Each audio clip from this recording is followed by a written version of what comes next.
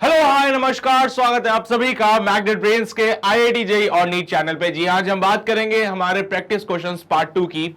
याद होगा कुछ पुरानी बातें, तो भाई क्वेश्चन सॉल्व कर रहे थे। पूरे चैप्टर से हम निकालते हैं कि किस प्रकार के सवाल हमसे पूछे जाते हैं। ठीक है, तो ये कहानी चल रही है हमारी प्रैक्टिस क्वेश्चंस की। आज सेकंड सेशन होगा इसका, और आज भी मैं कोई थ्योरी नहीं पढ़ाऊंगा, सिर्फ और सिर्फ क्वेश्चंस ही कराऊंगा। ओके, सो ऐसा नहीं कि यार सर आज तो सिर्फ क्वेश्चन होगा तो मैं क्या करूंगा, रुके हैं, मैं तो जाता हूं यहां से। क्वेश्चन ही बहुत इंपॉर्टेंट है बेटा हमारे लिए, क्योंकि फिजिक्स में अल्टीमेटली बच्चा जहां पे फंसता है वो क्वेश्चन होते हैं। तो अगर अभी से क्वेश्चंस के पीछे नहीं पड़ोगे तो क्वेश्चंस तुम्हारे पीछे पड़ जाएंगे और ये दिक्कत तुम्हें फिर आगे आ जाएगी, है ना। तो इन चीजों के लिए पहले से तैयार रहो, पहले से क्वेश्चन से लड़ने की आदत डाल लो ताकि बाद में दिक्कत ना आए। राइट, सो मेरा नाम आशीष कपिलेश, मैं पिछले 6 सालों से जेईई एस्पिरेंट्स को पढ़ा रहा हूँ। मोर देन 50,000 स्टूडेंट्स को मैं पढ़ा चुका हूँ, और मेरा ये जो एक्सपीरियंस है ये आपके लिए बेनिफिशियल होगा अगर मेरी कही हुई बातों को फॉलो करेंगे। तो पहली मोस्ट इंपॉर्टेंट बात यही होती है कि जो भी बात मैं यहाँ करा रहा हूँ, जो भी चीजें मैं यहाँ बताता हूँ बोर्ड पे, वो आपको लिखनी जरूर है। तो जो भी टॉपिक वाइज एक्सप्लेनेशंस हो उनको आप मेक श्योर अपने नोट्स जरूर बनाएं, अपने नोट्स में वो सारी बातें जरूर लिखें।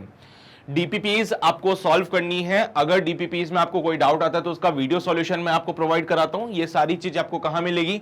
हमारे ऑफिशियल वेबसाइट www.magnetbrains.com पे। ठीक है, सो डीपीपीज, उनके वीडियो सॉल्यूशंस, हर एक चीज मैं आपको टाइम टू टाइम प्रोवाइड करा रहा हूं, तो ये चीजें आप जरूर कंसीडर कीजिए, ये बहुत इंपॉर्टेंट है आप लोगों के लिए।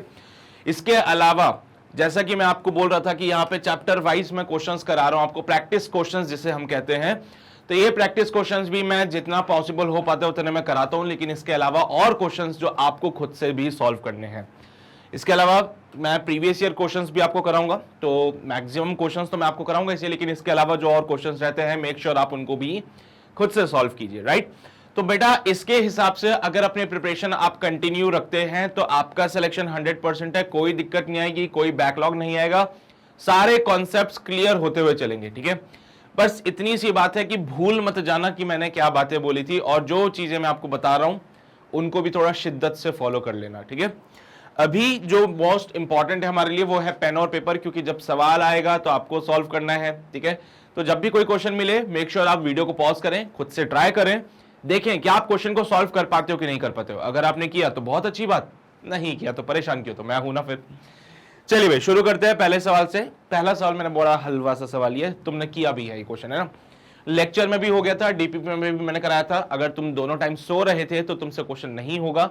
अगर लेक्चर में तुम अवेलेबल थे, डीपीपी के टाइम पे तुम अवेलेबल थे, तो ये क्वेश्चन का आंसर देखते ही टिक लगाओगे। मुझे तो आंसर भी याद हो गया इसका। क्या बोले भाई, यहाँ पे दो ब्लॉक्स थे, एक 20 kg का, एक 10 kg का। 20 kg वाले को 200 न्यूटन के फोर्स से खींचा जा रहा है। 10 kg वाला जो ब्लॉक है उसके पास एक एक्सेलरेशन आ रहा है which is of 12 metre per second square. Now find the acceleration of this 20 kg block. 20 kg का जो ब्लॉक है इसका एक्सेलरेशन क्या होगा आपको बताना है। बड़ा सिंपल सा फंडा होता है इसका। एफबीडी जब आप बनाएंगे then you will come to know कि यहाँ पे ये जो 10 kg का ब्लॉक है इसके ऊपर एक फोर्स लगता है which is given by the spring force kx। And sir ये एक्सेलरेट कर रहा है with an acceleration of 12 metre per second square. तो यहां पे जब हमने गौर फरमाया then will come to know that net force is equals to mass into acceleration. Net force यहां पे kx हो जाएगा, मास यहां पे हो जाएगा 10 kg का, और एक्सेलरेशन होगा 12। सो यहां से kx का वैल्यू हमें जो मिलता है इट इज योर 120 न्यूटन। बहुत है, बढ़िया, ये भी काम आएगा आगे जब हम 20 kg के लिए एफबीडी बनाते हैं। सो 20 kg का एफबीडी जब हमने बनाया, so it look like this, है ना, तो गाने की लाइन बन गई ना, और यहां पे लगेगा स्प्रिंग फोर्स। अब देखो भाई सीधी सी बात है, स्प्रिंग फोर्स का वैल्यू 120 न्यूटन, यहां से लगा 200 न्यूटन, तो ऑब्वियस सी बात है बॉक्स जो हमारा एक्सेलरेट करेगा वो इस डायरेक्शन में करेगा, and we have to find that acceleration. So फिर से मेरे बच्चे वही कहानी लगाएंगे, net force equals to mass into acceleration वाली। नेट फोर्स इस बार कितना होगा, क्या वो 200 होगा या kx होगा? तो हमने बोला sir it should be 200 minus का kx is equals to mass कितना हो जाएगा 20 kg का, और एक्सेलरेशन यहां पे हमें फाइंड करना ही है। तो बेटा kx की जगह अगर 120 पुट किया जाए so it will be your 200 minus का 120 is equals to 20a। at is equals to 20a, और सॉल्व करने पे a का जो वैल्यू मिलता है it comes out be your 4 metre per second square, और यही हमारा फाइनल आंसर है। ठीक है, तो ये हमारा बी ऑप्शन बिल्कुल सही आएगा और ये हमारा पहला सवाल समाप्त होता है। तो इसको नोट कर लीजिए जल्दी से, फिर आगे बढ़ते हैं हम लोग। किया नोट सभी ने? आगे बढ़े, अगले सवाल की ओर आए। क्वेश्चन नंबर 22 क्या कहता है यहाँ पे? In the given arrangement n number of equal masses are connected by the string of the negligible mass, the tension in the string connected to the nth block. बेटा ये हमारा कौन सा वाला है? nth ब्लॉक है। तो इसको जोड़ने वाली जो रस्सी है उसमें टेंशन कितना होगा? ये हैव टू फाइंड दिस। ठीक है, उसको जोड़ने वाली जो रस्सी है उसमें कितना टेंशन होगा? You have to find this. nth block से जो रस्सी जुड़ी हुई है उस पे कितना टेंशन होगा, हमें ये बताना है। कैसे बताओगे इसको? सो अगर ये पूरा सिस्टम एक्सेलरेट करता है, तो वी नो बेटर कि यहां पे ये नीचे की तरफ एक्सेलरेट करेगा एंड ये इधर की तरफ, पूरा सिस्टम इधर की तरफ आएगा। इसको अगर मैं चाहूं तो n नंबर ऑफ ब्लॉक्स है, तो इसकी जगह एक सिंगल मास लगा दूं क्या, जिसका हम nm लिख देते हैं मास। ऐसा कर सकते हैं क्या बेटा? देखो जरा,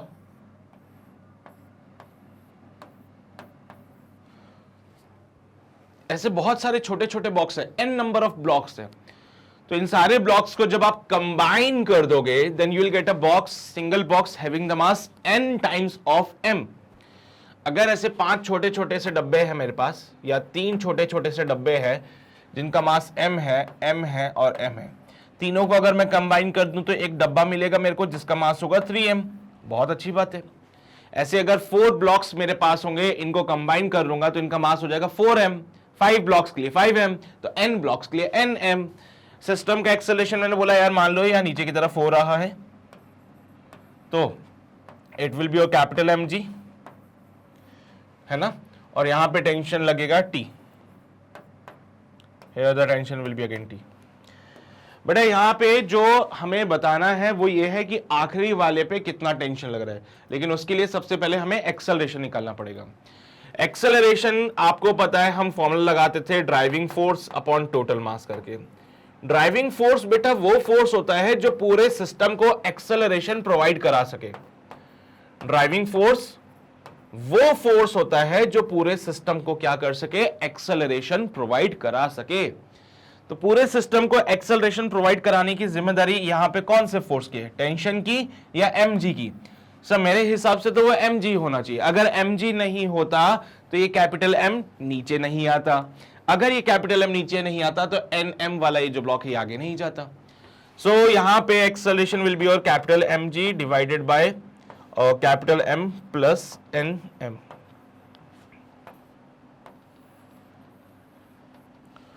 capital mg divided by capital M plus nm। ठीक है, देखो भाई सही रास्ते पे जाने की तैयारी कर रहे हो तुम लोग, बिल्कुल, है ना। नाउ द पॉइंट इज कि सर एक्सेलरेशन आ गया है। अब क्योंकि हर एक रस्सी जो यहां पे होती है उसको हम कंसीडर करते हैं इन एक्सटेंसिबल। जो भी रस्सी हो, भले कोई सी भी हो बेटा, वो उसको हम कंसीडर करते हैं कि वो इन एक्सटेंसिबल होती है। क्या होती है वो? इन एक्सटेंसिबल होती है सर।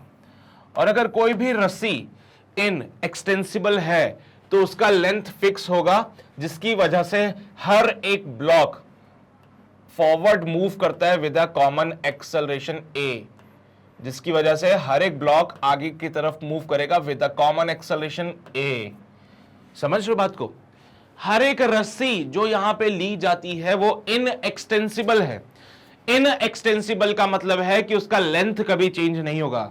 तो जितने एक्सेलरेशन से ये बड़ा वाला ब्लॉक नीचे जाएगा, उतने एक्सेलरेशन से पहला वाला ब्लॉक आगे जाएगा, उतने ही एक्सेलरेशन से दूसरा वाला ब्लॉक भी आगे जाएगा, उतने ही एक्सेलरेशन से तीसरा ब्लॉक जाएगा, उतने एक्सेलरेशन से चौथा ब्लॉक, पांचवा, छठा, सातवां, nth ब्लॉक भी सेम एक्सेलरेशन से जाएगा। सो मैं यहां पे FBD बनाने जा रहा हूं फॉर द nth ब्लॉक। इसका मास है m, इस पे टेंशन लग रही है Tn, है ना, और यहां पे ये आगे की तरफ जाएगा with an acceleration of a। हम बात कर रहे हैं यहां पे nth ब्लॉक की,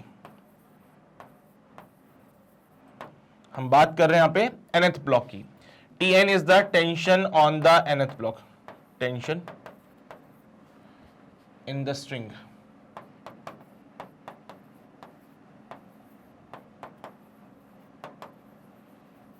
connected to nth block. nth block को जो रस्सी पकड़ के रखी हुई है उसमें जो टेंशन होगा वो Tn से डिनोट किया जाएगा. तो बड़ा सिंपल सा एक इक्वेशन है बेटा यहाँ पे, that is given by that Tn is equals to इसका mass m into acceleration a. और आपको अगर Tn फाइंड करना है तो a की जगह कैपिटल mg पुट कर दीजिए and your answer comes out be. बेटा कितना बनेगा? ओहो ओहो क्या बात है, बन जाएगा कुछ ना कुछ तो. चलिए बेटा ये एक्सेलरेशन उठा के यहां पे पुट कर दो इस फॉर्मूले में, then I will get the equation like this, that Tn will be is equals to, बेटा एक्सेलरेशन कैपिटल mg पुट करिए, small m capital m g divided by capital M plus n times of small m. So बेटा this is the tension उस रस्सी में जिसने nth block को hold करके रखा हुआ है. जो रस्सी nth ब्लॉक के साथ अटैच्ड है उसमें जो टेंशन आएगा that is given bye Tn. जो रस्सी nth ब्लॉक के साथ अटैच्ड है उसमें टेंशन मान लीजिए Tn आया and Tn is given by Ma. A का वैल्यू निकाल लिया है, पुट कीजिए, then the value of Tn comes out be m capital Mg divide by capital M plus का स्मॉल n m. पहला ऑप्शन बिल्कुल सही है बेटा, यही आपको फाइंड आउट करना था. अब वो डिपेंड करता है कि वो कितने ब्लॉक्स के लिए मांग रहे हैं. अच्छा वो बेटा अगर बोलता कि पहले यहां पे टेंशन बताइए कितनी होगी, यहां पे टेंशन बताइए कितनी होगी, तो सर जो टेंशन T इधर होगी वही टेंशन T उधर हो जाएगी. बहुत बढ़िया. तो यहां पे जो टेंशन पूछे तो T1 बोल देना सर उसको, सो तो निकाल लोगे. यहां से आपसे T2 पूछेगा तो हम T2 भी निकाल देंगे, उससे पीछे देख लेना n-1 ब्लॉक्स है ना. फिर T3 पूछेगा, T3 निकाल देना, बोलना भैया इससे पीछे देखो n-2 ब्लॉक्स है, total number of blocks n है, 2 ब्लॉक निकाल दिए, बचे हुए n-2 ब्लॉक्स. T4 निकालने के लिए बोले तो बोलना बेटा यहाँ पे क्या बनेगा, n-3 ब्लॉक्स का मास है ना. तो उसके हिसाब से आप चीजों को डिफाइन कर सकते हैं. You are getting my point बेटा? पक्का? तो अगर आपसे कोई बोले T3 फाइंड करना है तो T3 में देखो बेटा पीछे कितने डब्बे हैं, sir total number of blocks n है, 2 डब्बे निकाल दिए, बचे हुए डब्बे n-2. तो यहाँ पे जो आप n लगा रहे हो यहाँ पे क्या लगा दोगे, n-2 लगा दोगे. T4 निकालने के लिए बोले तो T4 हम देखेंगे भाई T4 से पीछे कितने डब्बे हैं, n-3 डब्बे हैं. Total number of blocks n थे, उनमें से 3 डब्बे आगे चल गए, बचे हुए डब्बे n-3. सो T4 निकालना है बेटा, T4 निकालने के लिए n-3 यहां पे करना पड़ेगा, then you will get the answer. ठीक है, T3 निकालना है तो यहां पे आपको n- का करना पड़ेगा, उसके हिसाब से आपका आंसर आएगा. ऊपर आप मल्टीप्लाई करोगे n-3 से इसको. समझ लो बात को? चलिए वो जो स्मॉल m अकेला लिखा है ना उसकी जगह n-3 हो जाएगा, n-2 हो जाएगा मल्टीप्लीकेशन में बस. चलिए बेटा आगे बढ़ते हैं अगले सवाल की ओर. क्वेश्चन नंबर 23 क्या बोलता है, for the system shown in the figure the pulleys are light and frictionless then the tension in the string will be. तो बेटा यार रस्सी में टेंशन कितना होगा, ये क्या बात हुई सर, क्या बन रहा है ये? एक तो वेज है बेटा, एक वेज है, पुलिस अटैच्ड है और यहां से एक और ब्लॉक जो कि अटैच्ड है. So what will be the tension in the string, रस्सी में टेंशन कितना होगा? सर देखो हम ये बात बहुत अच्छे से जानते हैं कि इधर एक फोर्स लगता है जो कि होता है mg sin थीटा, जिसकी वजह से इस ब्लॉक का एक्सेलरेशन हो सकता है, जिसकी वजह से इस ब्लॉक का इधर की तरफ एक्सेलरेशन पॉसिबल है ना. पीछे की तरफ टेंशन T लगा, away from the point of contact tension T आता है, away from the point of contact tension T आता है, away from the point of contact tension T आता है and away from the point of contact tension T आता है.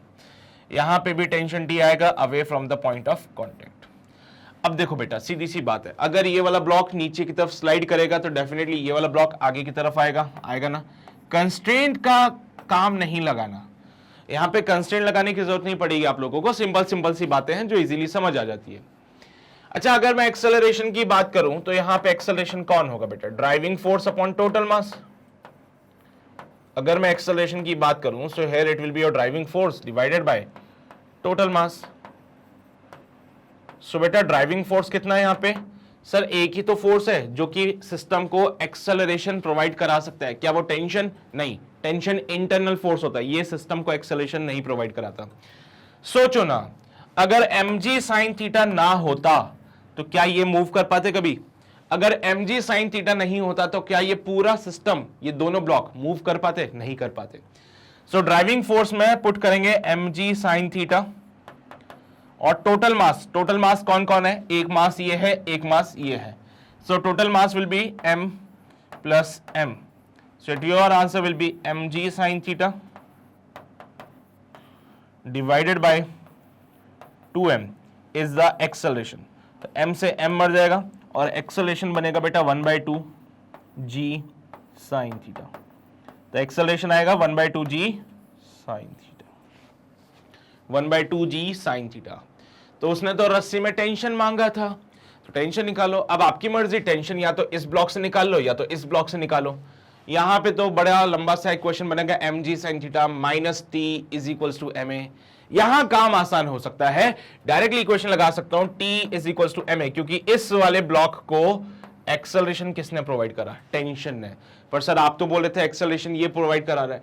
मेरे बच्चे दोनों चीजों में बहुत अंतर होता है। मैं बोल रहा हूं इस ब्लॉक, सिर्फ इसी ब्लॉक की बात कर रहा हूं मैं। I am just talking about this single block, और इस सिंगल ब्लॉक को एक्सेलरेशन टेंशन टी प्रोवाइड कराता है। लेकिन पूरे सिस्टम को, सिस्टम में ये दोनों ब्लॉक्स आते हैं, पूरे सिस्टम को एक्सेलरेशन देने का जिम्मेदार mg sin थीटा था। सोचो ना, अगर mg sin थीटा नहीं होता तो ये वाला ब्लॉक नीचे नहीं आता, ये वाला ब्लॉक नीचे नहीं आता तो ये वाला ब्लॉक भी आगे नहीं आता। तो सिस्टम को एक्सेलरेशन देता है mg sin थीटा, और इस अकेले डब्बे को एक्सेलरेशन देता है टेंशन टी। तो हम यहीं से काम कर सकते हैं, t will be equals to ma, और मेरे बच्चे यहां पे m इंटू a की जगह 1/2 g sin थीटा लिख देंगे। So tension will be mg sin theta divide by 2। Tension t will be mg sin theta divided by 2। So mg sin theta divided by 2 third option मिलता है, यही हमारा final answer हो जाएगा। इसमें बहुत टफ नहीं है चीजें, कॉन्सेप्ट अगर पता है तो आप आराम से इनको सॉल्व कर सकते हैं, कोई दिक्कत नहीं आएगी बेटा। इसको छाप लीजिए, ये हमारा क्वेश्चन नंबर 3 कंप्लीट हो गया है। बढ़े आगे, चलिए बेटा आगे बढ़ते हैं, अगले सवाल की ओर आते हैं। अगला सवाल बोलता है if the surface is smooth then the acceleration of the block m2 will be. बेटा m2 वाले का एक्सेलरेशन कितना होगा ये हमें बताना पड़ेगा। अगर सरफेस पूरी स्मूथ है then what will be the acceleration of the m2। अब यहां दिमाग लगा लेना, क्योंकि यहां पे अगर मान लीजिए टेंशन t है तो देखो कहानी बदल जाएगी। यहां पे भी टेंशन t लगेगा, यहां पे भी टेंशन t लगेगा, यहां पे भी टेंशन t लगेगा, यहां पे भी टेंशन t लगेगा, है ना, and here it is also tension T. लेकिन यहां पे टेंशन टी नहीं लगेगा, यहां लगेगा टी डैश। अब कहानी बदल जाएगी। मान लीजिए ये आगे की तरफ जा रहा है with an acceleration of a1 and ये नीचे की तरफ जा रहा है with an acceleration of a2। तो यहां पे दोनों के एक्सेलरेशंस अलग अलग हो जाएंगे बेटा, क्योंकि डायरेक्टली ये अटैच नहीं है। अगर m1 और m2 डायरेक्टली एक दूसरे के साथ अटैच होते तो बात बन जाती, लेकिन सर ये पुली ने काम बिगाड़ दिया बीच में। ऐसी जगहों पे आप कंस्ट्रेंट का रिलेशन जरूर लगाएं बेटा। कंस्ट्रेंट का रिलेशन एक्सेलरेशन की कहानी पूछ रहा है वो आपको, summation of t vector dot a vector should be 0। Constraint का रिलेशन हमने लगाया। कंस्ट्रेंट का रिलेशन मैंने आपको बताया था ना, वर्चुअल वर्क मेथड से हम इसको सॉल्व करेंगे। चलिए भाई, तो summation of T vector dot A vector should be 0। Point ये है कि टी डैश कितना होगा ये मुझे नहीं पता। सो टी डैश निकालने के लिए एक कंडीशन मैंने आपको बताई थी कि पुली जो हम कंसीडर करते हैं वो मासलेस होती है। रुक जाओ, अभी दिख जाएगा तुम लोगों को मैं क्या लिख रहा हूं। पुली जो हम कंसीडर करते हैं वो मासलेस होती है, और किसी भी मासलेस बॉडी के ऊपर जो नेट फोर्स अगर आप डिफाइन करोगे so it comes out be बेटा 0। किसी भी मासलेस बॉडी के ऊपर जो नेट फोर्स डिफाइन करोगे दैट विल बी 0। ऊपर की तरफ फोर्स लग रहा है बेटा t प्लस t, नीचे की तरफ फोर्स लग रहा है माइनस का t dash should be 0। So यहां से t dash will be equals to 2t हो जाता है। t डैश कितना होगा मेरे बच्चे, यहां से 2t के बराबर। t डैश कितना हो जाएगा 2t के बराबर। आइए जरा कंस्ट्रेंट के रिलेशन को और सिंप्लीफाई करते हैं।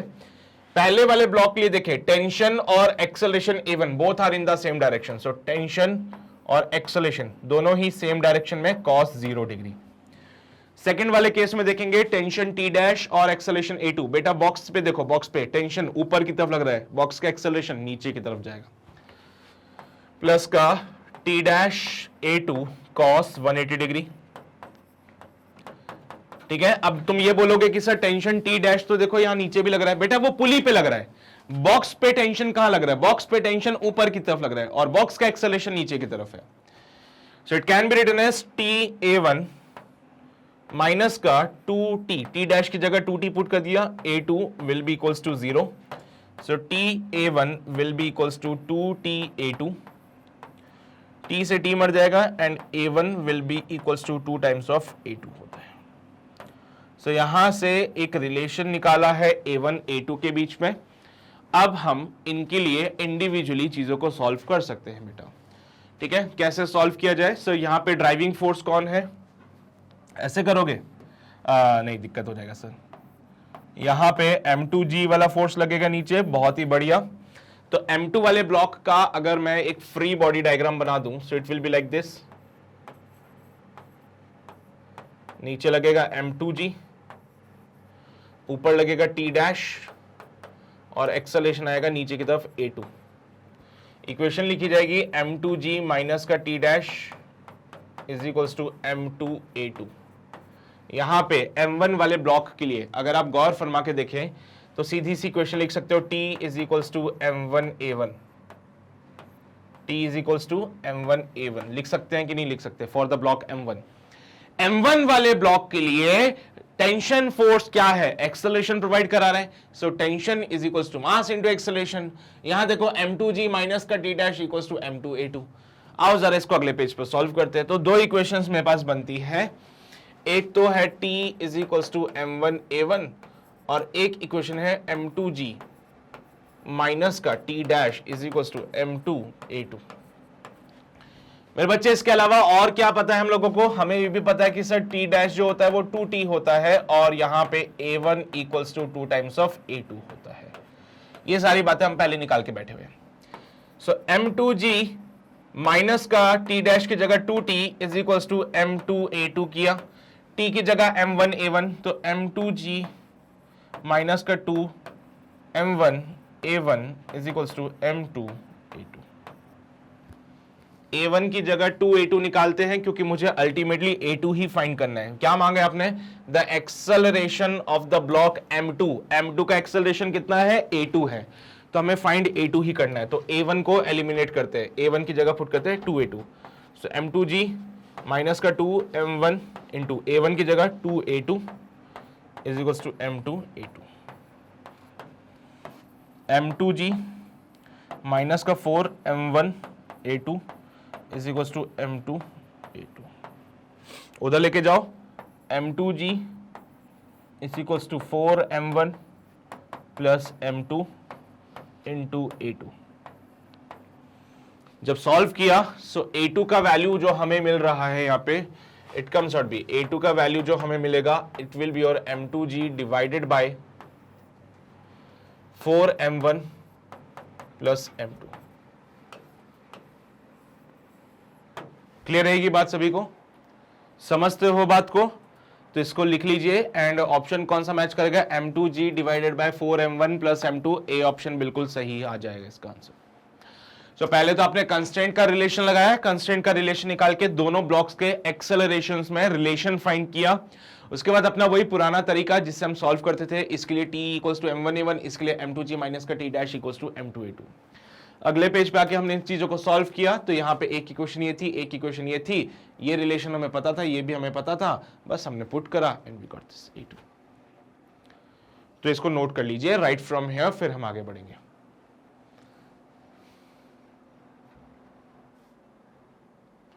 किया नोट सभी ने? फिर इधर आइए, ये सारी बातें लिख लीजिए जल्दी से। हो गया? चलिए भाई, बहुत बढ़िया। आगे बढ़ते हैं। अगला सवाल बोला गया है, two weights W1 and W2 are suspended from the end of a light string passing over a smooth fixed pulley. If the pulley is pulled up at an acceleration of g, the tension in the string will be। बेटा बड़ा simple सा सवाल दे दिया गया है। एक पुली है यहाँ पे, पुली से दो ब्लॉक्स लटका के रखे हैं, एक का वेट है W1 और एक का वेट है बेटा W2। ठीक है, दो ब्लॉक्स, एक का वेट W1, एक का वेट W2। ठीक है, बहुत बढ़िया। If the pulley is pulled up, ये पुली को ऊपर की तरफ लेके जा रहे हैं with an acceleration of G, right? हाँ सर, बिल्कुल, with an acceleration of G, then what will be the tension in the string, ये आपको बताना है बेटा। रस्सी में कितना टेंशन T जनरेट होगा ये आपको बताना है। तो देखो भाई, सेम रस्सी होने की वजह से दोनों जगह टेंशन तो सेम ही आएगा, बट टेंशन होगा कितना ये आपको बताना है। तो सोचोगे इसके लिए, दिमाग लगाओगे इसके लिए, सोचो जरा, दिमाग लगाओ, देखो क्या आंसर आता है। चलिए भाई, कुछ सोचे इसके बारे में, इसको थोड़ा सा सही से बना देता हूं। एंड क्वेश्चन से यहाँ पे एक पुली है, पुली को ऊपर खींचा जा रहा है किसी रस्सी से। यहाँ पे एक ब्लॉक है बेटा जिसका वेट उन्होंने बोला है W1 हो जाएगा। यहाँ पे एक और ब्लॉक है जिसका वेट उन्होंने बोला है W2 हो जाएगा। यहाँ पे एक रस्सी से पुली को अटैच करके रखा है। नाउ पुली को हम ऊपर की तरफ पुल कर रहे हैं सो दैट ये पुली ऊपर की तरफ एक्सेलरेट करती है with an acceleration of G। यहाँ पे टेंशन T डैश आ जाएगा, नीचे की तरफ टेंशन T आएगा, नीचे की तरफ टेंशन T आएगा, इधर की तरफ टेंशन T लगेगा ऊपर की तरफ, यहाँ पे भी टेंशन T लगेगा ऊपर की तरफ। The point is very clear मेरे बच्चे, ऐसे केसेस में आपको T फाइंड आउट करना है, और अगर आप गौर फरमा के देखो तो पता चलेगा कि T डैश जो है वो हमारा 2T के बराबर है। बट मुझे नहीं लगता इससे कोई फर्क पड़ने वाला है, इन सब चीजों से हमें फर्क नहीं पड़ता है। मैं क्या करता हूं, मैं इनका ऑब्जर्वेशन पुली के ऊपर खड़े होकर करता हूं। तो अगर मैं ऐसे काम कर रहा हूं तो पहली बात तो मुझे ये दिखा दो, क्या मैं W1 को लिखूंगा M1G where M1 is the mass of this block, क्या मैं W2 को लिखूंगा M2G where M2 is the mass of this one, the second block. चलिए भाई, अब होता यूं है कि अगर हम कंसीडर करें तो इनका हमें एक्सेलरेशन निकालना पड़ेगा ना, कि what will be the acceleration of these blocks. तो एक्सेलरेशन निकालते हैं सबसे पहले, तो मान लीजिए W2 बड़ा है W1 से, मान लीजिए late W2 greater than W1। तो इनकी तो अपनी कहानी चल रही है, लेकिन एक और चीज आपने गौर फरमा के देखी होगी कि सर यहाँ पे अगर हम इस पे खड़े होकर इनको ऑब्जर्व करें तो हम एक एक्सेलरेटिंग फ्रेम में है, तो हमारे लिए इन बॉक्स के ऊपर एक सूडो फोर्स लगता है। ठीक है, क्योंकि अगर आप एक एक्सेलरेटिंग फ्रेम में हो तो आपके ऊपर एक सूडो फोर्स लगता है which is given bye M1 A dash, M2 A dash. Apart from this M1G तो लग रहा है इन पे, and apart from this M2G यहाँ पे भी लग रहा है, लेकिन इसके अलावा भी हम चीजें मिली। इसका एक्सेलरेशन मान लीजिए A हुआ ऊपर की तरफ, इसका एक्सेलरेशन A हो गया नीचे की तरफ। तो एक्सेलरेशन वगैरह निकालेंगे, लेकिन उससे पहले इक्वेशन लिख ली जाए। तो बेटा इसकी इक्वेशन जो लिखती जाती है, तो T माइनस का M1 A डैश माइनस का M1G is equals to M1 A। बेटा A डैश कितना है हमारे पास, G के बराबर। आप देख सकते हैं A डैश हमारा G के बराबर है, तो लिखिए यहाँ पे, सो T माइनस का MG माइनस का MG is equals to MA हो जाएगा M1A। सही ये बात है, M1 वाली कहानी चल रही है। सो T माइनस का 2 times of M1G is equals to M1A। बेटा M1G क्या ये W1 के बराबर है, तो यहां लिखता हूं T माइनस का 2 times of W1 is equals to, चाहो तो M1 की जगह आप फिर से वो सब कर सकते हो कि W1 बाई G कर लो, लेकिन ठीक है अभी फिलहाल लो M1A ही रहने देते इसको। पहली इक्वेशन हमें मिलती है यहां से। फिर हम दूसरी इक्वेशन सेकंड वाले इक्वेशन से निकालते हैं। सेकंड वाले ब्लॉक के लिए जब हम चीजों को डिफाइन करेंगे, सेकंड वाले ब्लॉक के लिए लिखा जाएगा M2A डैश प्लस का M2G माइनस का T is equals to M2A। वही बात आ जाएगी यहाँ पे, M2G वो भी 2 टाइम्स माइनस का T is equals to M2A। तो बेटा यहां से 2 टाइम्स ऑफ W2 माइनस का T is equals to M2A, ये हमारी सेकेंड इक्वेशन हो जाएगी।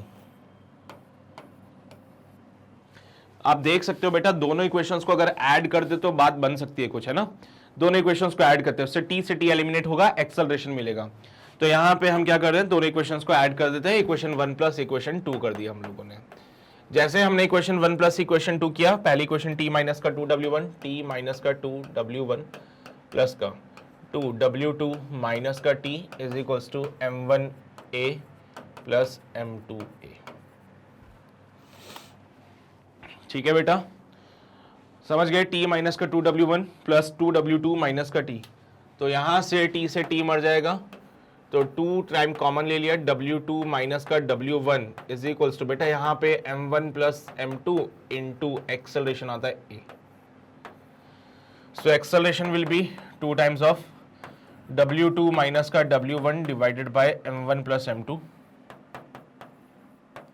पूरी इक्वेशन को g से मल्टीप्लाई कर दीजिए और g से डिवाइड कर दीजिए, तो यहां पे आपकी इक्वेशन बनेगी एक्सेलरेशन की 2g w2 माइनस का w1 डिवाइडेड बाय बेटा m1g plus m2g can be written as w1 plus w2, m1g w1 m2g w2। तो यहां से तो सिर्फ और सिर्फ हमें ब्लॉक्स के एक्सेलरेशन मिले। अगला टास्क है हमें टेंशन फाइंड करना है, तो टेंशन के लिए कोई सी भी इक्वेशन उठा लीजिए बेटा, जैसे कि हमने बोला t माइनस का 2w1 is equal to m1a, है ना, तो a की वैल्यू यहां पुट कर दीजिए, so t is equal to 2 times of w1 plus का m1 इंटू a की जगह पे 2g, w2 माइनस का w1 divide by w1 plus w2, so 2mg बेटा w1 हो जाता है, सो यहां पे 2w1 plus 2w1 into w2 minus का w1 upon w1 plus w2। सही बात है, 2w1 m1g क्या होता है, m1g w1 होता है, तो ये भी 2w1। पूरी इक्वेशन में से 2w1 कॉमन निकाल लीजिए, सो 2w1 कॉमन निकाला, इक्वेशन बनेगी 1 plus w2 minus w1 upon w1 plus w2। Weight के फॉर्मेट में हम पूरी इक्वेशन को सिंप्लीफाई कर रहे हैं। इस चीज को उधर लेके जाएंगे तो आई थिंक यहां पे w1 से w1 मर जाएगा and your equation left with 2w1 into 2w2 divide by w1 plus w2। Solve करने पे आपको जो आंसर मिलेगा it will B 4w1 w2 divided by w1 plus w2 is the value of tension t।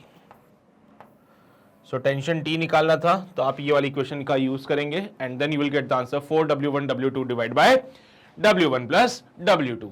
तो ये हमें मिलता है ए ऑप्शन में और यही हमारा फाइनल आंसर भी होता है।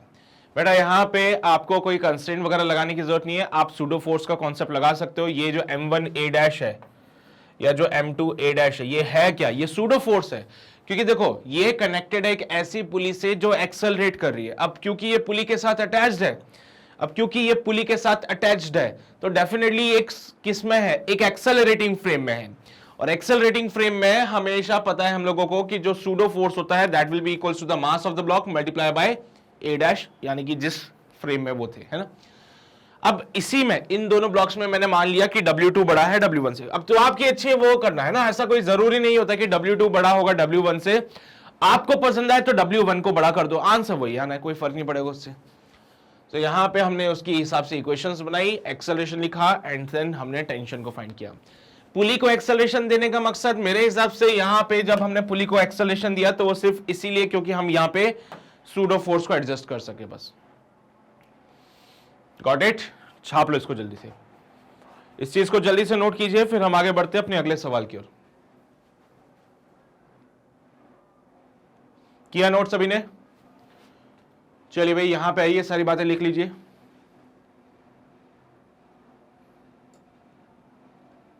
कंप्लीट। आगे बढ़ते हैं, अगला सवाल।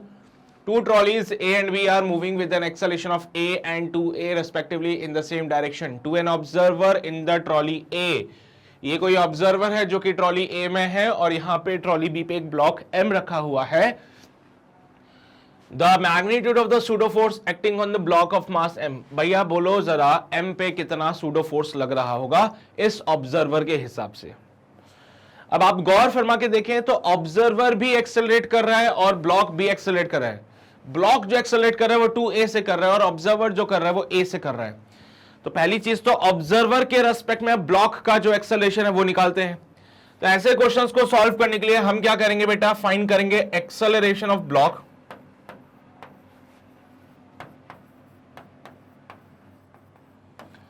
With respect to observer. Observer के रेस्पेक्ट में ब्लॉक का क्या एक्सेलरेशन होगा, हम वो फाइंड करने जा रहे हैं। तो acceleration of block with respect to the observer is the acceleration of block minus acceleration of observer. Block का एक्सेलरेशन है 2a, ऑब्जर्वर का एक्सेलरेशन है a, दोनों सेम डायरेक्शन में जा रहे हैं इसलिए माइनस किया। तो acceleration of the block with respect to the observer is your a। तो ऑब्जर्वर के रिस्पेक्ट में ब्लॉक के पास जो एक्सेलरेशन है वो है a। तो with respect to the observer, with respect to observer, pseudo force on block, pseudo force on block is given by, तो F pseudo is equals to block का mass into acceleration of the block with respect to the observer, it is given by ma, और यही आपका final answer होगा बेटा। तो observer के respect में ब्लॉक कितना एक्सेलरेशन कर रहा है a, तो ऑब्जर्वर के रेस्पेक्ट में ब्लॉक पे जो सूडो फोर्स होगा ब्लॉक का mass multiply by acceleration of the block with respect to the observer जो कि ma था। तो यहां से हमारा थर्ड ऑप्शन बिल्कुल सही आता है। I hope you are getting my point, इसको जल्दी से नोट कीजिए फिर हम आगे बढ़ते हैं।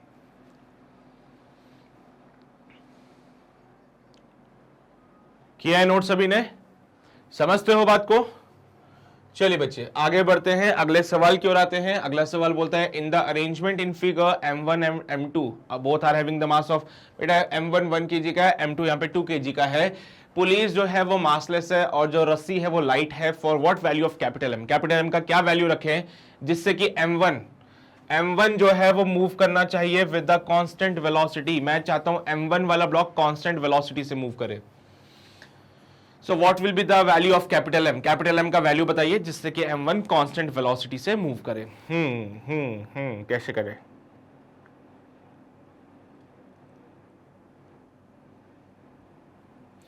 सर जी यहां पे पहली बात तो मुझे पता है M2 बड़ा है M1 से, तो M2 वाला नीचे की तरफ एक्सेलरेट करेगा तो M1 वाला ऊपर की तरफ एक्सेलरेट करना चाहिए था, लेकिन हम चाहते हैं M1 कांस्टेंट वेलोसिटी से मूव करे, तो M1 पे नेट एक्सेलरेशन 0 होना चाहिए।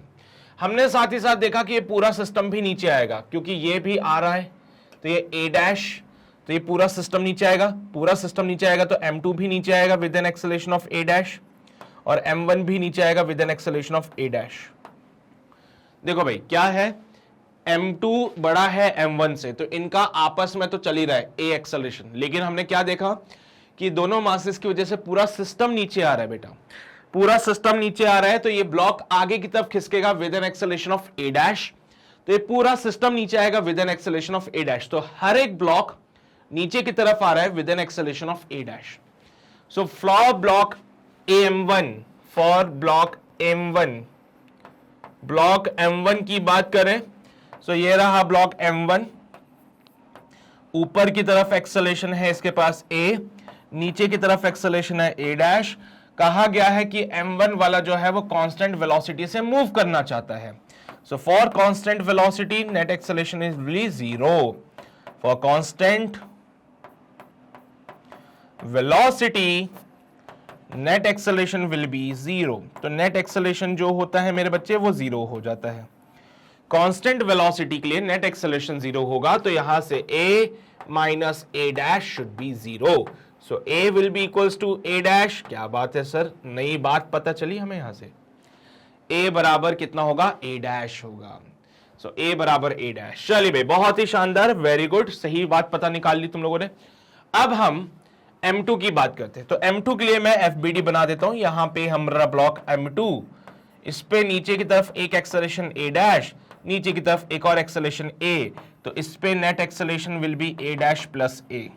अब क्या हुआ कि a डैश तो a के बराबर है, a डैश तो a के बराबर है, तो यहां पे it will B 2 times of a, तो यहां पे सेकंड ब्लॉक का एक्सेलरेशन जो हो जाएगा इट विल बी 2a। अगर हम यहां पे बड़े वाले ब्लॉक की बात करें तो इसका एक्सेलरेशन भी a हो जाएगा। मेरे बच्चे अगर यहां पे टेंशन t है, यहां पे भी टेंशन अगर t है, तो मैं बहुत अच्छे से जानता हूं यहां पे टेंशन t डैश हो जाएगा, यहां पे भी टेंशन t डैश हो जाएगा, इधर भी टेंशन t डैश होगा और ब्लॉक के ऊपर भी टेंशन कितना लगेगा, t डैश।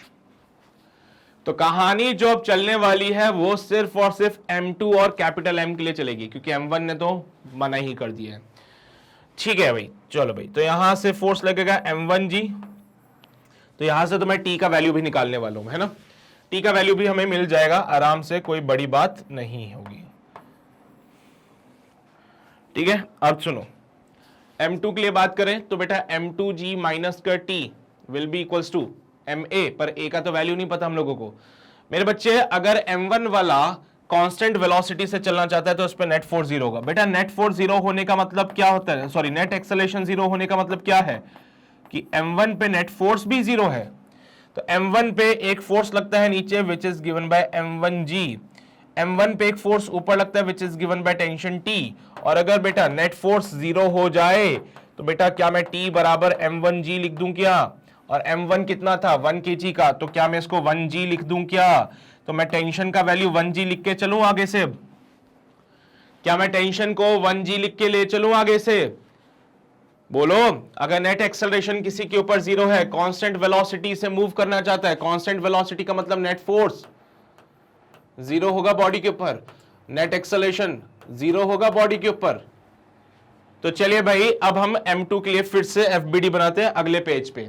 और अगर m2 के लिए मैंने FBD बनाया तो m2 वाले ब्लॉक को देखा तो पता चला सर यहां पे टेंशन T लग रहा है, m2g नीचे आ रहा है और एक एक्सेलरेशन नीचे आ रहा है साथ में which is your a। Equation बन जाएगी m2g माइनस का t is equal to m2a। बहुत बढ़िया, a का वैल्यू कितना, एक्सेलरेशन ऑफ दिस 2a है, so m2g minus m1g is equal to 4m2a।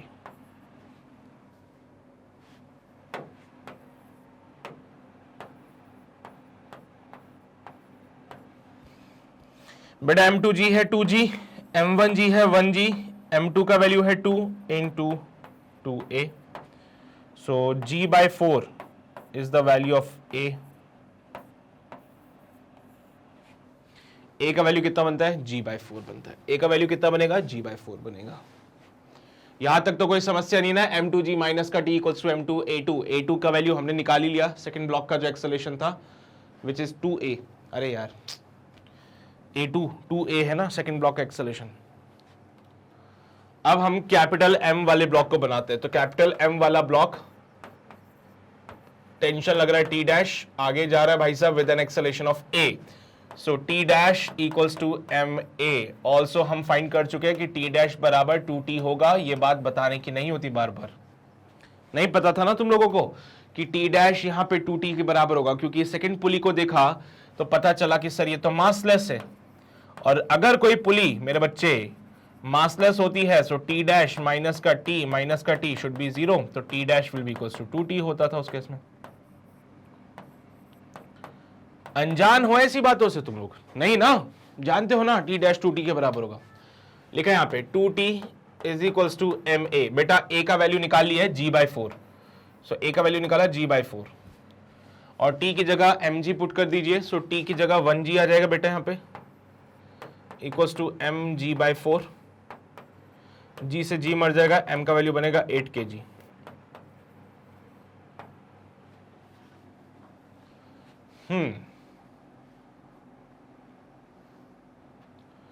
To ji minus का 1g equals to 2g m2 2 into, चलिए बच्चे, सो 8 kg आंसर आ रहा है यहां पे हमारे पास। तो क्या 8 kg पे ताला लगाए हम लोग, m1 कांस्टेंट मूव से मूव कर रहा था, ठीक है, बहुत बढ़िया, बहुत ही शानदार। A2 विल बी 2a, ये भी हो गया, सही है ना। बाकी सारी चीजें तो फिर पूरा सिस्टम नीचे आएगा। T dash equals to m into a dash a के बराबर है, और a डैश a के बराबर है, और ये 2a, ठीक है, बहुत बढ़िया। a का वैल्यू हमने निकाल लिया इस इक्वेशन से, m2g 2g माइनस का t 2g माइनस का t 2g माइनस का 1g equals to m2 2 kg का है, और एक्सेलरेशन इसका 2a था। बहुत ही बढ़िया। चलिए बच्चे, तो इसको नोट कीजिए राइट फ्रॉम हियर, फिर हम आगे बढ़ते हैं। किया नोट, यहां पे आइए, सारी बातें लिख लीजिए, फिर हम आगे बढ़ते हैं। हो गए भी, चलिए भाई आगे बढ़ते हैं। अगला सवाल, block A is moving away from the wall at a speed of v and acceleration a, ठीक है। तो यहां पे एक ब्लॉक ए आपको दिख रहा है, it is moving away from the wall with the speed of v and with an acceleration of a।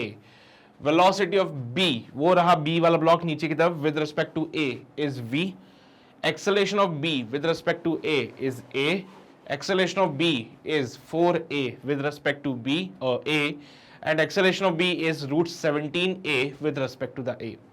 तो आपको बताना है कि a के रेस्पेक्ट में इसका एक्सेलरेशन क्या होगा। सर जी बड़ा सिंपल सा फंडा है, यहां पे अगर टेंशन t लग रहा है, यहां पे अगर टेंशन t लग रहा है तो यहां पे टेंशन लगेगा 2t, यहां पे भी लगेगा 2t। कैसे? देखो भाई, यही टेंशन t यहां पे आएगा, t यहां पे आएगा, t यहां पे आएगा, t यहां पे आएगा, t, क्योंकि टेंशन तब तक सेम रहता है जब तक सेम रस्सी चलती है बेटा। यही रस्सी घूम फिर के यहां आएगी, घूम फिर के यहां आएगी। तो यहां पे ए ब्लॉक की अगर बात की जाए, सो दिस इज योर ब्लॉक ए, इसमें वेलोसिटी v इधर है, इस पे एक्सेलरेशन a इधर है, और इस पे टेंशन t लग रहा है पीछे की तरफ, विच is given bye 2t plus 2t 4t, ठीक है। यहां पे ये है ब्लॉक b, और ब्लॉक b की ऊपर टेंशन t लगेगा इधर, एंड फॉर श्योर मैं इतना तो भरोसे में हूं कि यहां पे इसके पास वेलोसिटी जो होगा वो भी ऊपर की तरफ होगा, एक्सेलरेशन भी इसके पास ऊपर की तरफ ही होगा। बाकी देखेंगे साइन अगर नेगेटिव आ गया तो हम गलत हो जाएंगे। बेटा ऐसे सवाल सॉल्व करने के लिए आप देख सकते हो मोर देन सिंगल पुली है और ये कॉम्प्लिकेटेड सा स्ट्रक्चर दिख रहा है, तो एक बार कंस्ट्रेंट मोशन का दिमाग लगा लीजिए। पहली चीज वो वेलोसिटी के लिए पूछ रहे हो, उसके बाद वो सारी बातें एक्सेलरेशन के लिए पूछ रहा है। तो एक बार वेलोसिटी का रिलेशन लगाते हैं, एक बार एक्सेलरेशन का रिलेशन लगाते हैं। सो आई थिंक इसमें सबसे पहले मैं वेलोसिटी का रिलेशन लगाता हूं summation of T dot v करके, which should be equals to 0। बेटा इसके ए ब्लॉक की बात करें तो v और 4t दोनों अपोजिट डायरेक्शन में, इसलिए cos 180 डिग्री लगाना पड़ेगा इसमें। यहां पे देखो बेटा t और v डैश दोनों सेम डायरेक्शन में, so t into V dash cos 0 degree should be 0। So minus का 4tv प्लस का tv डैश इक्वल्स टू 0। तो बेटा v डैश यहां पे 4v आएगा। सो v dash is the velocity of the block b, but वो velocity of b पूछ रहा है विद रिस्पेक्ट टू a। तो velocity of b with respect to a given by velocity of b minus velocity of a। b का velocity v dash, a का velocity v, so v dash minus का v dash है 4v minus का v, your answer should be 3v बेटा। तो velocity of b with respect to a will be your 3v। मिल रहा है क्या ये? नहीं सर, पहला ऑप्शन गलत हो जाएगा, velocity वाला ऑप्शन गलत हो गया। Now let's find for this सही किया क्या हमने? एक बार रुको एक मिनट, ओहो गलती कर दी ना। ये वेक्टर में आता है, क्या कर रहे हैं हम लोग, ये ना ये वेक्टर में आता है, रुको रुको रुको रुको रुको, ये वेक्टर में आता है एंड हम डायरेक्शंस को भूल गए। ये वाला अगर आपका माइनस आई कैप में जा रहा है तो मेक श्योर ये आपका जे कैप में जा रहा होगा, है ना, क्योंकि ऑब्वियस सी बात है ए वाला ब्लॉक हॉरिजॉन्टल मोशन कर रहा है, बी वाला वर्टिकल मोशन कर रहा है। हाँ अब सही करो इसको।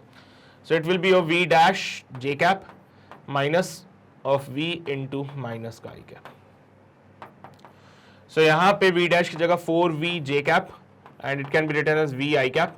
बेटा मैग्नीट्यूड की बात करें it will be your root 17v square, यानी कि root 17v is your velocity of b with respect to a। वैसे भावनाएं तो समझ के होंगे, जो रिलेशन आप वेलोसिटी के लिए लगाते हो वही रिलेशन एक्सेलरेशन के लिए भी लगता है।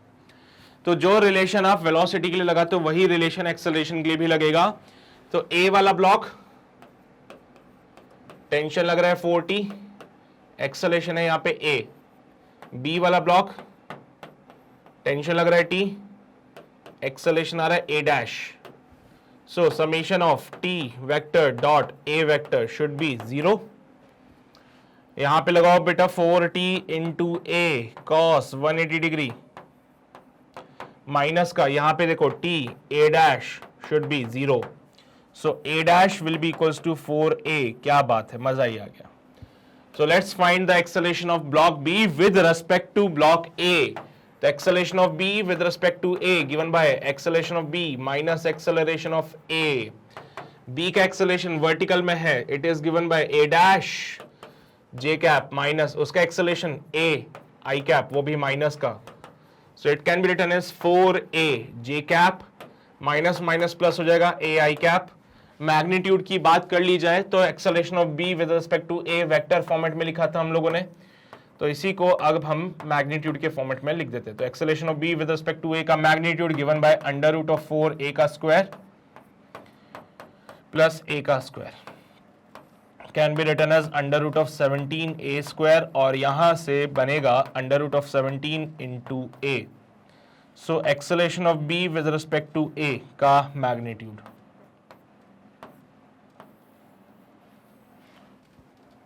कौन सा ऑप्शन दिखता है ऐसा आपको? ऐसा कौन सा ऑप्शन दिखता है?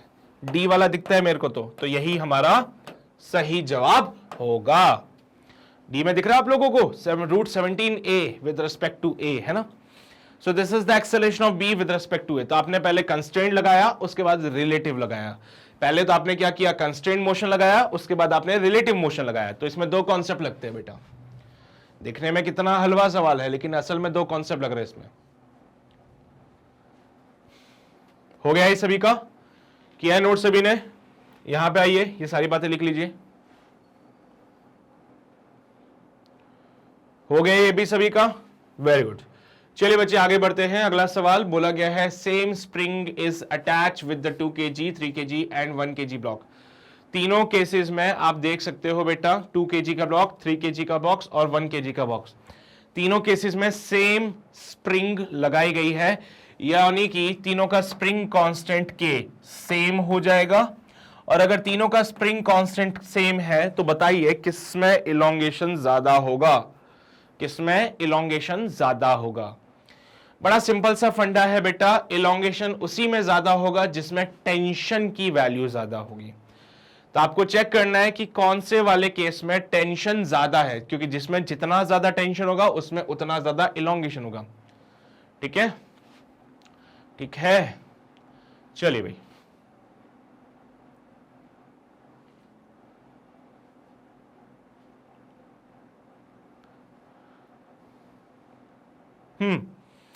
देखो भाई, सीधा सीधा सा दिमाग लगा सकते हो। नीचे की तरफ यहां पे 2g लगेगा, हाँ बिल्कुल लगेगा सर। ये भी नीचे की तरफ 2g लगेगा, बिल्कुल लगेगा सर यहां पे।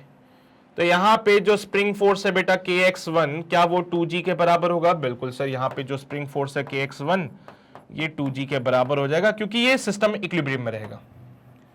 ये सिस्टम किस में रहेगा? इक्विलिब्रियम में रहेगा। तो इसकी दिक्कत नहीं थी सर, पहले वाली की कोई दिक्कत नहीं है क्योंकि वो इक्विलिब्रियम में है। तो यहां पे x1 जो बनेगा 2g/k हो जाएगा वो। वेरी गुड बच्चे, बहुत बढ़िया।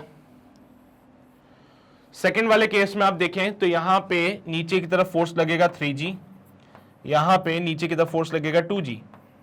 अब आप सेकंड वाले केस को गौर फरमा के देखें तो डेफिनेटली सी बात है, ये वाला सिस्टम नीचे की तरफ एक्सेलरेट करेगा और ये वाला क्या करेगा? ऊपर की तरफ एक्सेलरेट करेगा। यहां पे लगेगा स्प्रिंग फोर्स kx, जो कि एक्चुअली टेंशन T के बराबर ही है। यहां पे स्प्रिंग फोर्स लगेगा kx, जो कि एक्चुअल में टेंशन T के बराबर है, क्योंकि वो डायरेक्टली अटैच्ड है ना। तो अगर हम एक्सेलरेशन निकाल लें तो मैं स्प्रिंग फोर्स यहां से निकाल सकता हूं, और सेकंड वाले केस में इलोंगेशन कितना आएगा वो भी निकाल सकता हूं। तो सेकंड वाले केस के लिए मैं सॉल्व करने जा रहा हूं। सेकंड वाले केस के लिए चीजों को सॉल्व करते हैं मेरे बच्चे। तो ये ऐसे कुछ बनेगा,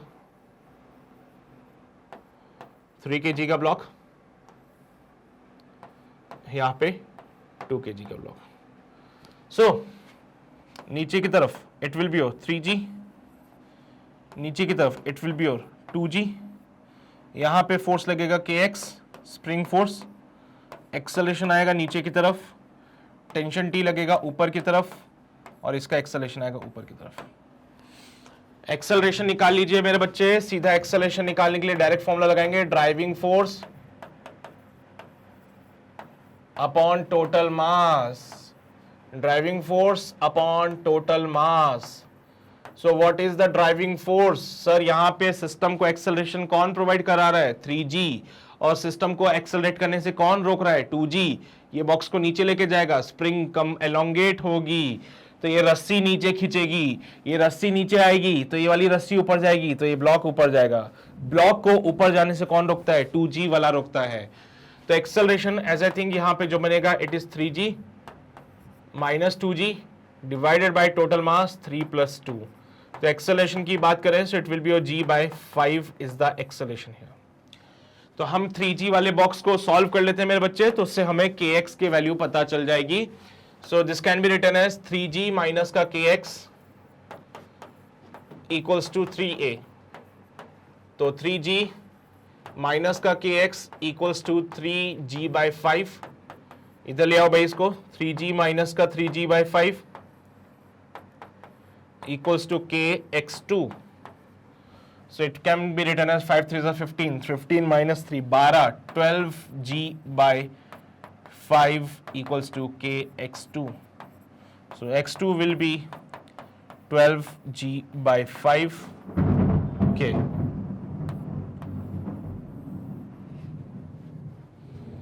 ये हमारे पास क्या आएगा, x2 आ जाएगा। क्या आएगा, ये x2 आएगा। x1 कितना आ रहा है, 2g/k, 2g/k। ये कितना आ रहा है बेटा, 12g/k। 12g/k कितना होता है, 5 2 10, 2 बनेगा, and 5 4 20, 2.4 can be written as 2.4 g/k। 2.4 g/k is the value of x2। चलिए बच्चे आगे बढ़ते हैं, थर्ड केस की बात करते हैं। As you can see here, यहां पे 1G वाला फोर्स लगेगा, यहां पे 2G वाला फोर्स लगेगा, और यहां पे टेंशन T लगेगा, जो कि अल्टीमेटली स्प्रिंग फोर्स के बराबर ही आना है। पर यहां पे एक्सेलेरेशन 2 kg वाला बॉक्स नीचे आएगा, 1 kg वाला बॉक्स ऊपर आएगा, क्योंकि 1 kg का मास छोटा होता है। तो लेट्स सॉल्व दिस बेटा, अगले पेज पे इसको भी सॉल्व करते हैं हम लोग। सो डायग्राम मैं बना दूं दोबारा से, डायग्राम दोबारा से बना दीजिए सर। और डायग्राम दोबारा से बनाया,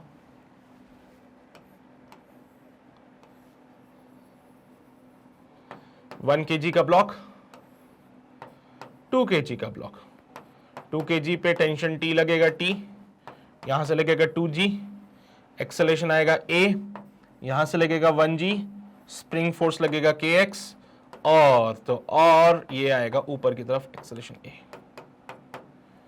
चलिए मेरे बच्चे सॉल्व करते हैं फिर से। यहां पे वही बात, acceleration equals to driving force upon total mass करेंगे। ड्राइविंग फोर्स की अगर हम बात करें यहां पे, तो बेटा कौन सिस्टम को मोशन प्रोवाइड करा रहा है, देखो तो क्या सर वो 2G वाला मास है क्या, हाँ सर, ये 2G वाला जो फोर्स है ये पूरे सिस्टम को एक्सेलरेट करेगा।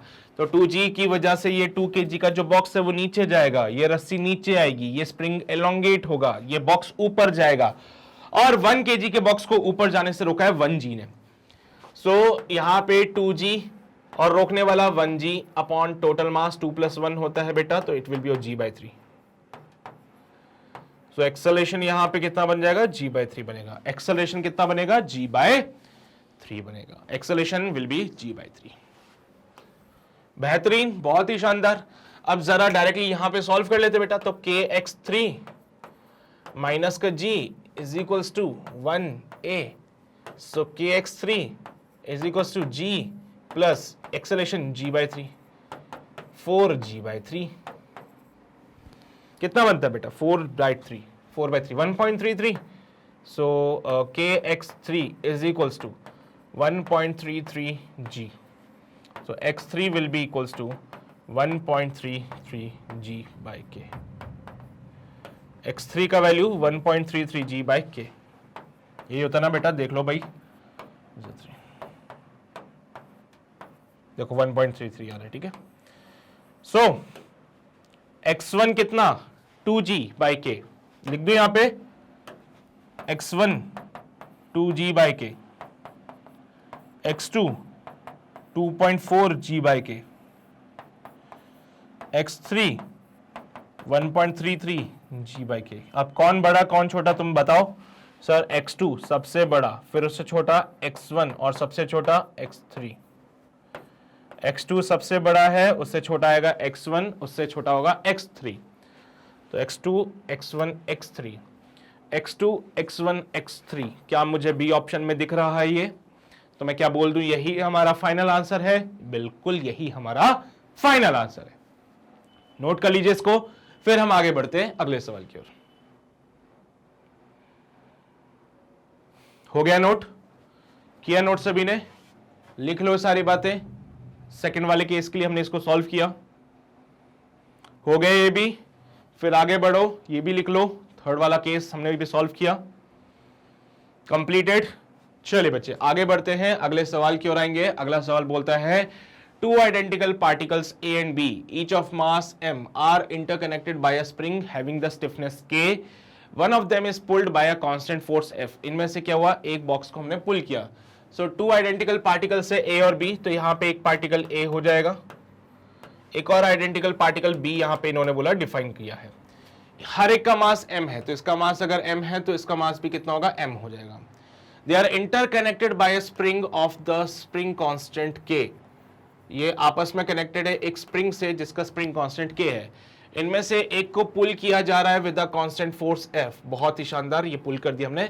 व्हेन द एक्सटेंशन मतलब वो इलोंगेशन की बात कर रहा है, जब यहां पे स्प्रिंग में इलोंगेशन x हो जाएगा। अब जैसे आपने इसको पुल किया, सो व्हाट विल हैपन बेटा, ये स्प्रिंग थोड़ा सा इलोंगेट हो जाएगी, बिल्कुल होगी सर। तो जब ये स्प्रिंग इलोंगेट हो जाएगी, जब ये स्प्रिंग इलोंगेट हो जाएगी, सो उस केस में बताइए what is the acceleration of the particle relative to another. A का एक्सेलरेशन बी के रेस्पेक्ट में, बी का एक्सेलरेशन ए के रेस्पेक्ट में, ये आपको बताना है। सो ऐसे केस में हम जानते हैं कि ए के ऊपर क्या क्या फोर्सेस लगेंगे, बी पे क्या क्या फोर्स लगेंगे। तो बेटा यहां पे स्प्रिंग अपने नेचुरल लेंथ में थी, अभी यहां पे स्प्रिंग हमारी इलोंगेटेड है, ठीक है। स्प्रिंग जो है वो इलोंगेटेड हो चुकी है अभी, पहले वो नेचुरल लेंथ में थी, लेकिन जैसे आपने इधर से पकड़ के इसको खींचा तो ये इलोंगेट हो गई। अब ये दोनों क्या करेंगे, एक्सेलरेट करेंगे। इसका एक्सेलरेशन मैंने बोल दिया, let's say it is A B, इसके एक्सेलरेशन को हमने डिफाइन किया, let's say it is A A. So हमें acceleration of A with respect to B, acceleration of B with respect to A, जो निकालना है वो निकालो, लेकिन बताओ आंसर क्या आएगा। एफबीडी की बात करें तो ए वाले ब्लॉक के ऊपर यहां पे लगेगा स्प्रिंग फोर्स के एक्स, इसका मास है m, ये मूव करेगा with an acceleration A. So K X equals to m into acceleration of A. B का एफबीडी बनाया जाए तो बी के एफबीडी पे यहां पे फोर्स F लग रहा है, यहां पे स्प्रिंग फोर्स के एक्स लगेगा और इसका मास है m और ये मूव करेगा with an acceleration A B.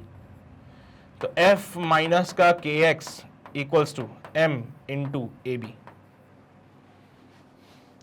मेरे बच्चे यहां से अगर हम देखें तो हमें पता चलता है कि सर मुझे क्या फाइंड करना है, acceleration of a which is given by kx upon m। यहां से फाइंड करना है acceleration of b which is given by f minus का kx बाय m।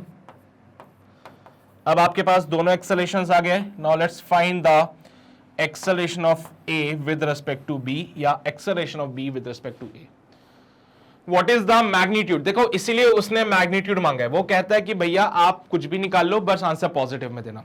सो मैंने बोला let's find the acceleration of b with respect to a। So it is given by acceleration of b minus acceleration of a। क्या मांगा उसने हमसे, acceleration of b with respect to a, तो हमने बोला it will be your acceleration of b minus acceleration of a। b का acceleration f minus का kx by m minus का a का एक्सेलरेशन kx बाय m। बेटा solve किया इसको हमने, f माइनस का 2kx by m, this is the final answer for the acceleration of b with respect to a। So b का acceleration a के respect में गिवन बाय f माइनस का 2kx divided by m, D option में हमें answer मिलेगा और यही आपका फाइनल आंसर भी होगा। तो f माइनस का 2kx divided by m is the final answer which we have. उम्मीद करता हूं समझ आ रही होगी बातें, छाप लो जल्दी से। किया नोट सभी ने? चलिए भी बहुत बढ़िया, बहुत ही शानदार। आगे बढ़ते हैं और समाप्त करते हैं आज के सेशन को। हाँ मैं समझ गया, थोड़ा सा जल्दी हो गया, बट ठीक है, इतने क्वेश्चंस तो प्रैक्टिस करो। मैं तुम्हारे लिए क्वेश्चंस ऐसा नहीं कि कम कर दूंगा, सेशंस बढ़ा दूंगा, ठीक है। क्वेश्चंस भले यहाँ कम हो जाए लेकिन वहाँ पे सेशंस को मैं इंक्रीज कर दूंगा। तो इसके लिए बिल्कुल निश्चिंत रहना तुम लोग कि यार ये तो हुआ नहीं, वो तो मैं सारी चीज़ें कराऊंगा अभी आप लोगों को, ठीक है। अगर इन क्वेश्चंस की वीडियोस को दोबारा देखना चाहते हो, किसी क्वेश्चन में डाउट आता है जो समझ नहीं आया, वीडियो दोबारा देखना चाहते हो, तो उसके लिए हमारे ऑफिशियल वेबसाइट www.magnetbrains.com पे जाइए। इसके बाद उसको आपको जाना है IIT JEE में, यहाँ पे मेरे लेक्चर्स आपको मिल जाएंगे। तो यहाँ पे वॉच नाउ पे क्लिक कर देना। जैसे वॉच नाउ पे क्लिक करते हो एक और पेज तुम्हारे आंखों के सामने खुलेगा जिसमें कि यहाँ पे वॉच ऑल वीडियोस पे जाना। तो बेटा यहाँ पे आपको सारे लेक्चर्स, इवन DPP भी आपको यहीं पे मिल जाएगी और उसके वीडियो सॉल्यूशंस भी आपको यही मिल जाएंगे। तो ये सारी की सारी चीजें आपको यहाँ पे अवेलेबल होने वाली है, प्रॉपर सीक्वेंस में सारी चीजें अरेंज करके रख दी है हम लोगों को, सो दैट आपको किसी चीज को ढूंढना ना पड़े। और वेबसाइट पे आओगे तो ऐसा नहीं कि बेटे यहाँ पे आने पे कोई सब्सक्रिप्शन लेना पड़ेगा, ये फ्री रहे आप लोगों के लिए, तो एक जस्ट जरिया है आपके लेक्चर्स तक पहुंचने का। देखो वेबसाइट को जरूर विजिट कर लेना, ये आपके लिए बेनिफिशियल होगी, ठीक है। इसके अलावा अगर चैनल पे नए हैं सो मेक श्योर चैनल को सब्सक्राइब जरूर करना है, वो जो लाल बटन है उसको जरूर दबा देना। उसके अलावा उसके बगल में जो बेल आइकन है वो भी प्रेस कर देना, सो दैट कोई नोटिफिकेशन मिस ना हो। बाकी अपने दोस्तों तक सेशन जरूर पहुंचाइए, उनको बोलिए जाके कि भाई अगर जेई की प्रिपरेशन करनी है तो मैग्नेट ब्रेन्स आके ज्वाइन कर ले, ये बेटर रहेगा उनके लिए भी। और सेशन पसंद आया तो लाइक जरूर करना। बस इतनी ही बातें आज के सेशन के लिए। मैं मिलता हूं आपसे अगले सेशन में, जो कि अगेन एक प्रैक्टिस क्वेश्चंस का ही सेशन होगा, बट उसका लेवल थोड़ा सा और इंक्रीज कर दिया जाएगा, ठीक है। सो मिलते हैं आपसे अगले सेशन में, तब तक अपना ध्यान रखिए, पढ़ाई करते रहिए, ऑल द वेरी बेस्ट।